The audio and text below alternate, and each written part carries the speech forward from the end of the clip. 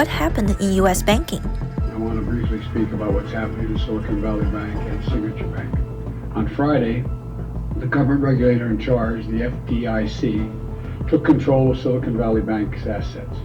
And over the weekend, it took control of Signature Bank's assets. The tech startup lender Silicon Valley Bank, SVB, was seized over insolvency and a liquidity issue. SVB was closed by California regulator, and the receiver was landed on Federal Deposit Insurance Corporation, FDIC, to handle the receivership process.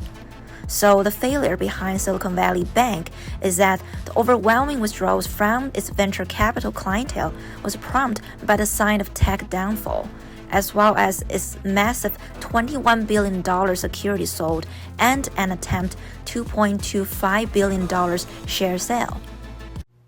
Specifically, Silicon Valley Bank had a lower yield and a big loss over wrong forecasts on interest hikes probability from the Federal Reserve.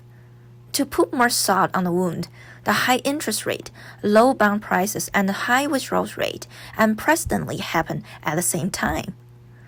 Because customers want a higher yield, higher return. But when bank perform poorly on its return at a loss after the inverse effect, the collapse is almost inevitable without secure funding to improve the solvency on its balance sheet.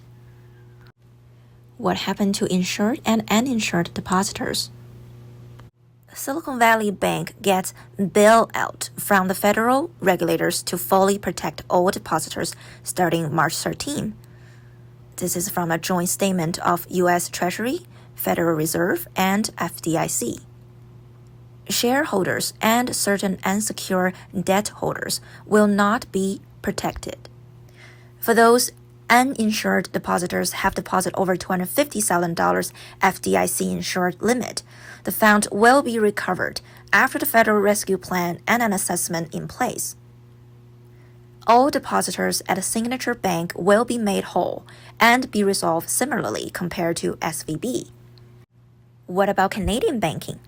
Well, CDIC is the Canadian Deposit Insurance Corporation that generally has $100,000 insured limit individually to cover losses.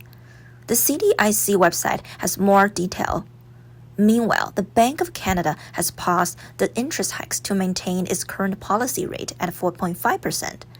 My guess is that unless it is a small bank with niche sector and a narrow client base in place, it is unlikely to have the domino effect on big banks due to their client scale, versatile funding, and loan-to-deposit ratios. How to prevent risk in the future? Limiting your cash deposit within the CDIC deposit insured limit at $100,000. Diversifying the deposit into different baskets, equalizing the $100,000 threshold into different entities of each bank if possible. Thank you for watching.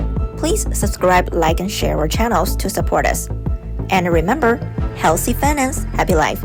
See you next time.